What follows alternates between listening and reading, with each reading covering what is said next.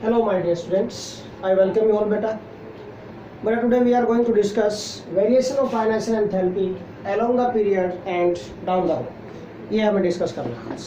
Okay, तो first of all we are going to discuss variation along the period. First of all we are going to discuss beta along the period. Along the period. Period के along beta.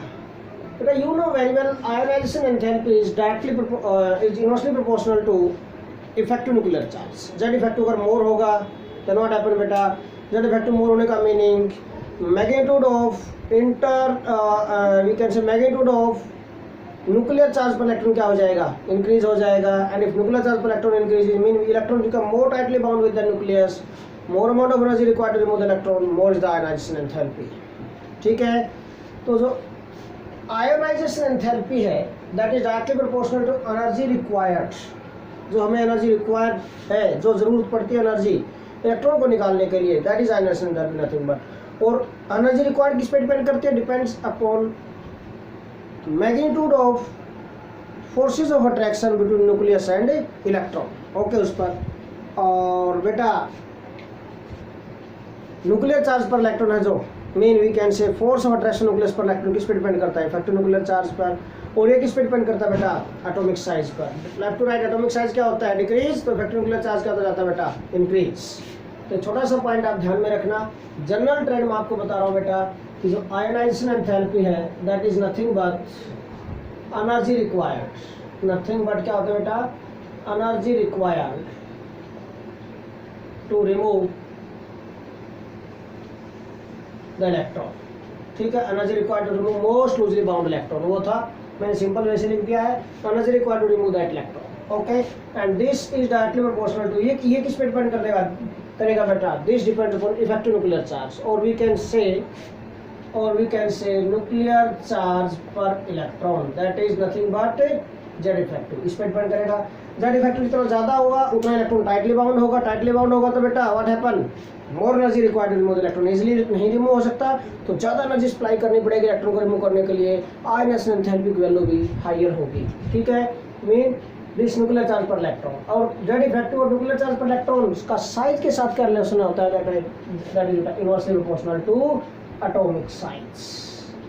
Atomic size अगर decrease होगा तो nuclear charge पर electron क्या होता जाएगा, increase. क्यों, electrons come near and near to the nucleus.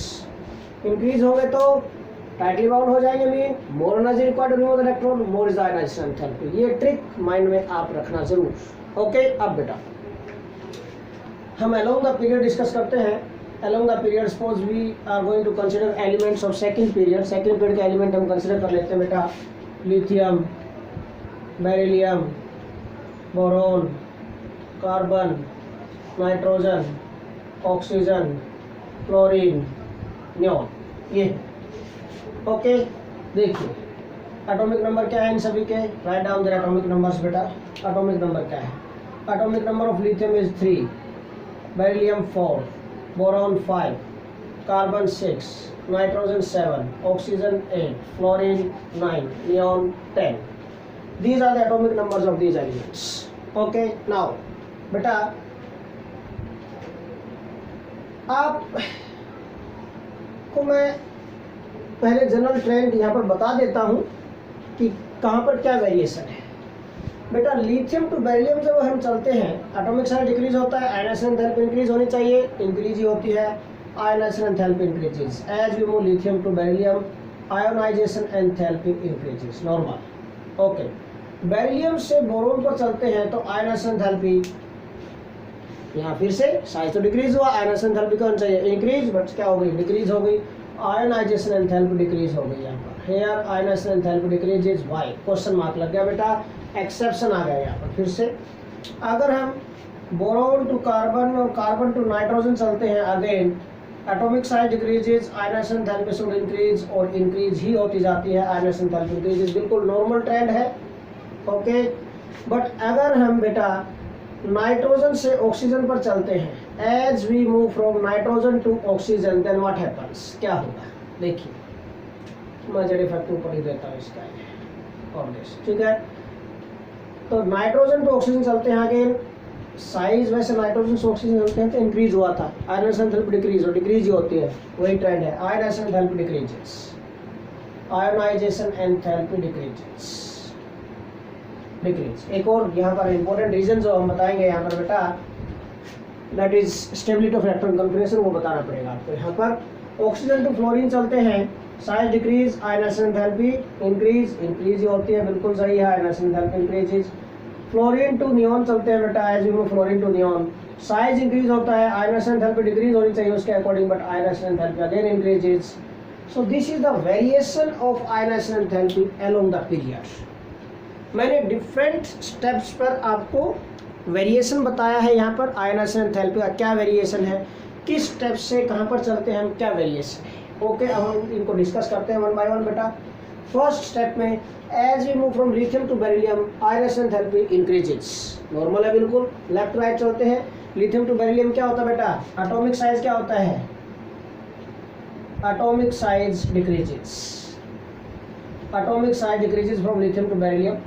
Atomic size decrease होगा, देखो यहाँ से, तो इफेक्टिव न्यूक्लियर चार्ज क्या हो जाएगा, इंक्रीज। ये इंक्रीज होगा तो एनर्जी रिक्वायर्ड, ज़्यादा एनर्जी चाहिए इलेक्ट्रॉन को रिमूव करने के लिए, and hence more is ionization enthalpy. So ionization enthalpy increases, बिल्कुल सही रीजन है। Mean we can explain this based upon this reason only, because atomic size decreases, simple. Atomic size decrease होने से क्या होगा, ये मैंने जनरल ट्रेंड लिखा हुआ है, इसी को आप लैंग्वेज में कन्वर्ट कर देना बेटा, यहीं से आपके लिए एक्सप्लेनेशन निकल आएगी।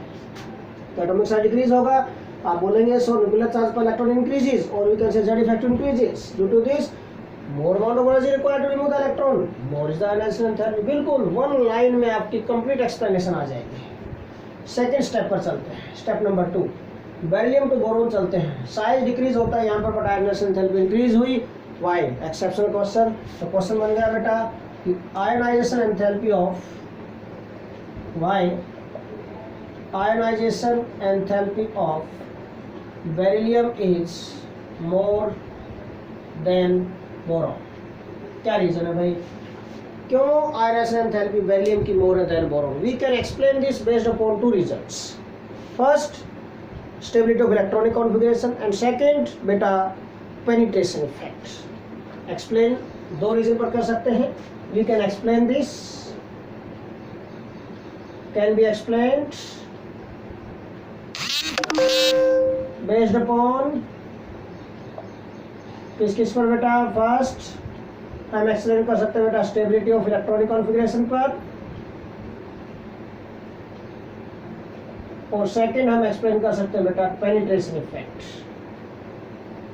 पेनिट्रेशन इफेक्ट पर बेस होके हम इसको एक्सप्लेन कर सकते हैं बेटा। दो रीजन है यहाँ पर। तो इनकी इलेक्ट्रॉनिक कॉन्फिगरेशन लिखते हैं भाई पहले, beryllium boron, atomic number beryllium 4, boron 5। Write down their electronic configurations बेटा, 1s2 2s2, boron 1s2 2s2 2p1, ये आ गया बेटा। Okay, now see here, S subshell में एक ही ऑर्बिटल होता है, एंड वन ऑर्बिटल में मैक्सिमम कितने इलेक्ट्रॉन आ सकते हैं, 2 इलेक्ट्रॉन आ सकते हैं, मीन फुली फिल्ड हो जाएगा 2 इलेक्ट्रॉन आते ही। So this s subshell is fully filled here. So this electronic configuration is fully filled. This is fully filled electronic configuration. But ये क्या है, p सबसेल में बेटा 3 ऑर्बिटल्स होते हैं, मैक्सिमम 6 इलेक्ट्रॉन आ सकते हैं 3 ऑर्बिटल्स में, और अगर हाफ फिल्ड करें तो बेटा 3 इलेक्ट्रॉन जाएंगे। बट यहाँ पर ना तो 6 ना ही 3, neither half filled nor fully filled. क्या लिखेंगे, this electronic configuration is neither half filled nor fully filled, ना ही तो ये half filled है ना ही fully filled है। So which is more stable? ये fully filled electron configuration है, so क्या होगी, more stable। क्या होगी बेटा, so this is more stable। और अगर more stable है electron configuration तो बेटा more amount of energy required to remove the electron, and hence more is the ionization enthalpy। So this is more stable electronic configuration, fully filled है, so this is more stable electronic configuration होगी, and hence more amount of energy is required to remove the electron, to remove this most loosely bound electron, this S substance, and hence more is the ionization enthalpy. Ionization enthalpy becomes high. तो higher है इसकी ionization enthalpy of beryllium, ठीक है ना। ionization enthalpy of beryllium कर देते हैं, indication proper मिल जाएगा किसकी हाई हुई, बेरिलियम की। Beryllium becomes more than boron. So ionization enthalpy of beryllium becomes more than boron. अब एक और रीजन है इसमें, सेकंड रीजन क्या, पेनिट्रेशन इफेक्ट। बेटा सेकंड रीजन पर बेस होकर कैसे एक्सप्लेन कर सकते हैं, ये हमने based upon electron stability of electron confirmation पर बेस होकर फर्स्ट रीजन हमने डिस्कस किया यहाँ पर, first reason. Okay, now second reason क्या हो सकता है इसका, सेकंड रीजन पेनिट्रेशन इफेक्ट। क्या बेटा, penetration effect, penetration effect is the second reason है बेटा। कैसे पेनिट्रेशन इफेक्ट किसका ज्यादा होता है, यू नो वेरी वेल बेटा, s electrons have maximum penetration effect is less p than d than f. बेटा ये सपोज न्यूक्लियस है and these are the different shells, और डिफरेंट सेल्स में माना किसी भी सेल के, पर्टिकुलर सेल के डिफरेंट सब सेल्स हैं, सपोज इस सेल के डिफरेंट सब सेल ले लिया हमने, एस पी डी एफ, ये ले लिया s p d f. Okay, ये डिफरेंट सब सेल ले लिया हमने इसके, ये अगला सेल होगा। ओके दिस, तो s sub shell nearest to the nucleus होगा, मीन इसके इलेक्ट्रॉन मोस्ट टाइटली बाउंड होंगे न्यूक्लियस के साथ। उससे दूर कौन सा बेटा, पी सब सेल, उससे लेस टाइटली बाउंड होंगे। उससे दूर कौन सा बेटा, डी सब सेल, और लूजली बाउंड होंगे। ओके, और उससे भी लेस टाइटली बाउंड होंगे। और एफ में बेटा मैक्सिमम डिस्टेंस पर out of all this sub shells mean f electrons are least tightly bound with the nucleus. Okay, mean जितने ज्यादा टाइटली बाउंड होंगे न्यूक्लियस के साथ, उतनी ज्यादा एनर्जी रिक्वायर्ड होगी to remove the electron, and hence more is the ionization enthalpy. तो ionization enthalpy screening effect के डायरेक्टली प्रोपोर्शनल होती है बेटा। Ionization enthalpy is directly proportional to screening effect, और sorry this penetration effect. Okay, directly proportional to this penetration effect. Penetration effect के directly proportional होती है बेटा आयनाइजेशन एंथैल्पी, ध्यान रखना। अब बेटा देखिए पेनिट्रेशन इफेक्ट किसका ज्यादा है, एस। बेरिलियम में एस सब सेल में से निकालना आपको इलेक्ट्रॉन, बोरॉन में पी सब सेल से निकालना है। तो s electrons are tightly bound with the nucleus than p electrons. So s electrons in boron have more penetration effect than p electrons in, s electrons in beryllium have more penetration effect than p electrons in boron. ठीक है, beryllium के कौन से S electron निकालने हैं, boron में से कौन सा पी इलेक्ट्रॉन निकालना है। S orbital is nearest to the nucleus than p. ठीक है, तो एस इलेक्ट्रॉन्स है जो बेरिलियम के, these are more tightly bound with the nucleus than p electrons of boron. Okay, so we can say अगर tightly bound है s electron तो more energy required to remove the electron, more is the ionization enthalpy. So based upon this point again we can say ionization enthalpy of beryllium is more than boron. तो क्या लिखेंगे यहाँ पर, as in case of boron, in case of sorry beryllium, boron में से P में से निकालना, पहले बेरिलियम लिखता हूँ। In case of beryllium electron is to be removed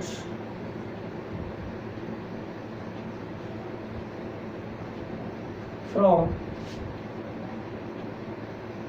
S subshell, s subshell. ठीक है, तो एस सबसेल से निकालना है इलेक्ट्रॉन, एंड बोरॉन में कहाँ से निकालना है, we have to remove this from P. But in boron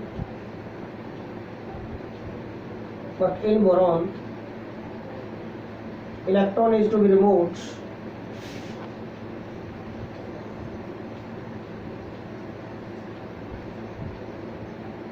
from P subcell, P subcell, but तो S सबसेल है बेटा, S electrons have more penetration effect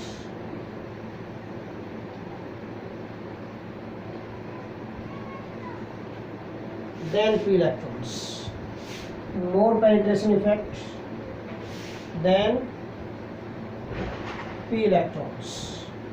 okay, तो मोर पेनिट्रेशन इफेक्ट होगा, so ionization enthalpy of beryllium is more than boron. ये आ गया बेटा complete explanation second division के अकॉर्डिंग। पहले आपने बता दिया है कि बेटा बेरिलियम में हमें इलेक्ट्रॉन S सबसेल से निकालना है, बोरॉन में P सबसेल से निकालना है, बट जो पेनिट्रेशन इफेक्ट है S इलेक्ट्रॉन्स का मोर होता है देन P इलेक्ट्रॉन, सो ये टाइटली बाउंड होंगे न्यूक्लियस के साथ। So what happen, more amount of energy required to remove the electron and hence more is ionization enthalpy। उसके बाद बेटा boron to carbon to nitrogen चलते हैं हम, एटॉमिक साइज डिक्रीज होता जाता है तो आयनाइजेशन एंथैल्पी क्या होती जाएगी, इंक्रीज होती जाएगी, नॉर्मल रीजन। बिल्कुल, atomic size decreases regularly in सभी में, boron to carbon, carbon to nitrogen. So decrease होने से फिर यही रीजन आ गया, इफेक्टिव न्यूक्लियर चार्ज इंक्रीज होगा, more energy required to remove the electron, more is ionization enthalpy, ionization enthalpy increase होती है, बिल्कुल नॉर्मल ट्रेंड। फिर अगर नाइट्रोजन से ऑक्सीजन पर चलते हैं, अगेन आयनाइजेशन एंथैल्पी डिक्रीजेज हुआ है, फिर से एक्सेप्शन आ गया बेटा यहाँ पर, why ionization enthalpy of nitrogen is more than oxygen, more than oxygen. Question number 2, क्या रीजन है? तो यहाँ पर बेटा आप नाइट्रोजन की और ऑक्सीजन की इलेक्ट्रॉनिक कॉन्फ़िगरेशन लिखो भाई। We can write electronic configurations of nitrogen and oxygen. Okay, देखिए यहाँ पर nitrogen atomic number 7, oxygen atomic number 8, 1s2 2s2 2p3 7 हो गए complete. This is exactly half filled. क्या बेटा ये exactly half filled electronic configuration है, exactly half filled electronic configuration. This is बेटा exactly half filled electronic configuration. ठीक है, किसकी? नाइट्रोजन की। सो क्या होगी बेटा, मोर स्टेबल होगी, मोर स्टेबल होगी तो more amount of energy required to remove the electron. ठीक है, अब यहाँ पर ऑक्सीजन में बेटा दिस 1s2 2s2 2p कितना हो गया, 4 हो गया। This is 2p4, 4 and 2 6 and 2 8 कंप्लीट हो गए।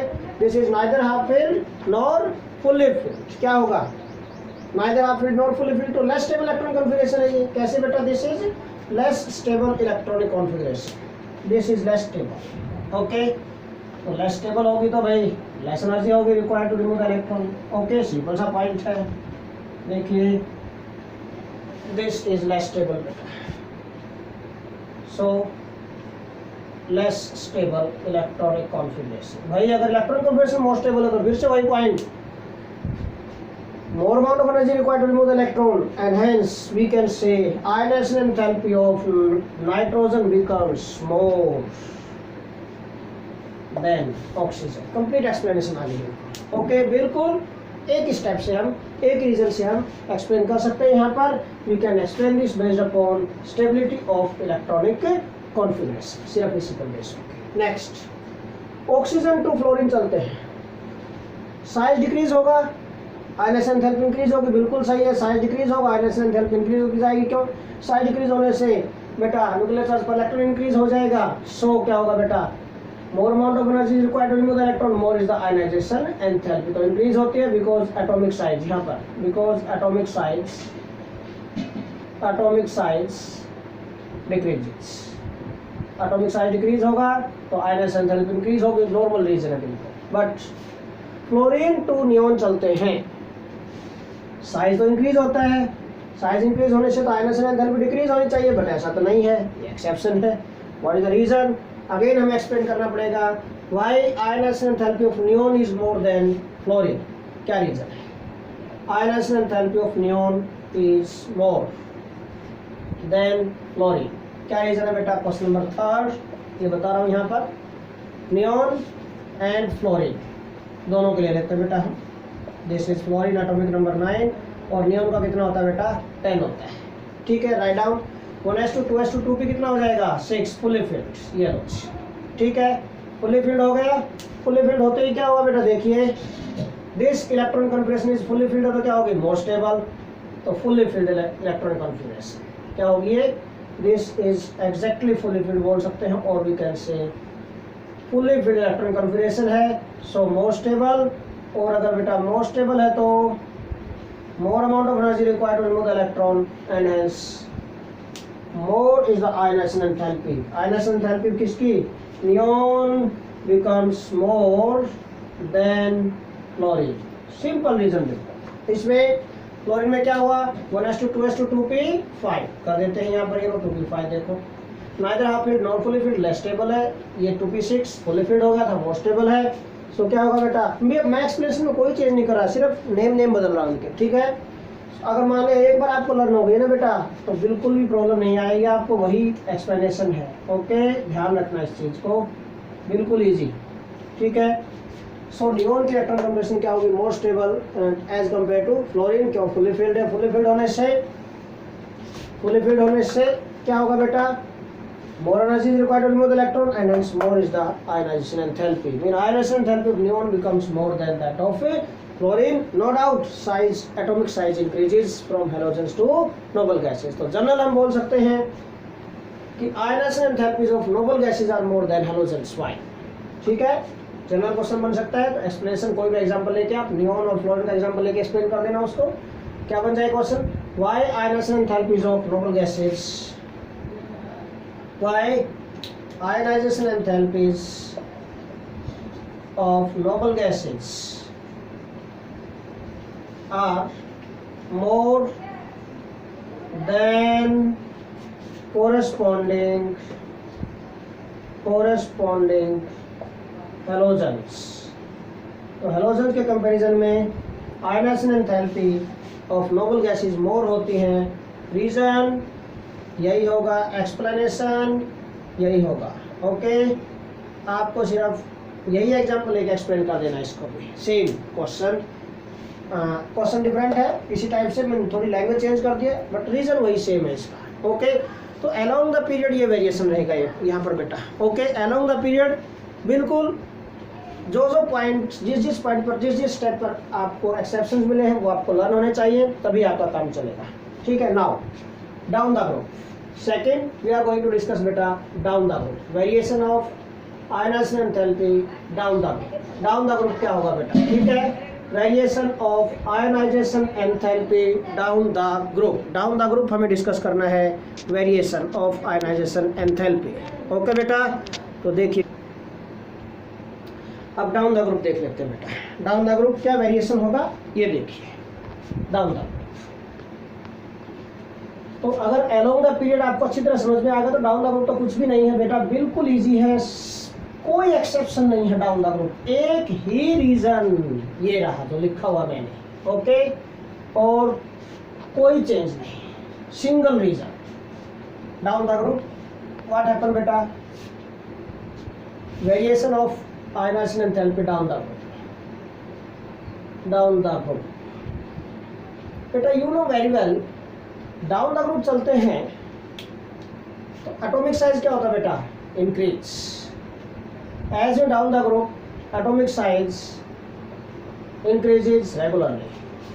अगर down the group atomic size regularly increase होता है, ये देखो एटॉमिक साइज इंक्रीज होगा, तो न्यूक्लियर चार्ज पर इलेक्ट्रॉन क्या होगा, डिक्रीज, क्यों, inversely proportional. So nuclear charge पर इलेक्ट्रॉन क्या होता जाएगा, डिक्रीज।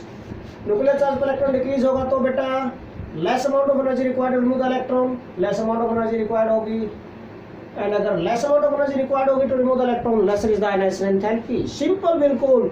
तो डाउन द ग्रुप चलेंगे, atomic size decreases, sorry atomic size increases regularly due to this, और which results decrease in nuclear charge per electron, ये डिक्रीज हो गया, ठीक है। सो less and less amount of energy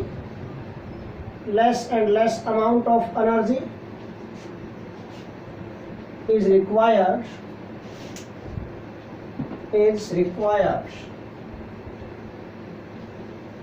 to remove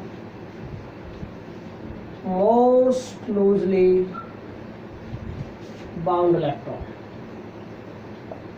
ठीक है, तो बेटा मैं बोल रहा हूँ atomic size increases, so which results decrease in nuclear charge पर इलेक्ट्रॉन, ये डिक्रीज होगा तो so less amount of energy is required to remove most loosely bound electron. Less and less amount of energy required as we move down the group in each and every step. Okay? ठीक है, तो less and less amount of energy required to remove most loosely bound electron. ठीक है, in each and every step. ठीक है, ये लो भाई।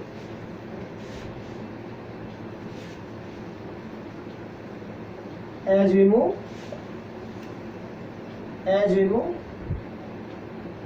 down the group in each and every step, ये लो, हर एक स्टेप में डाउन द ग्रुप लेस और लेस एनर्जी रिक्वायर्ड होती जाएगी बेटा। ओके, और एनर्जी रिक्वायर्ड लेस होगी तो so ionization enthalpy decreases, so ionization enthalpy decreases regularly, simple.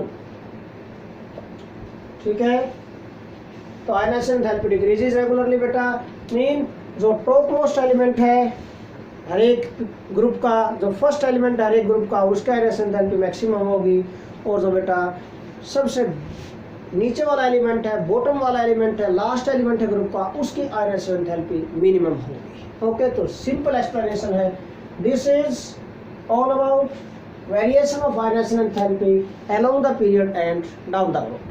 Thanks a lot बेटा।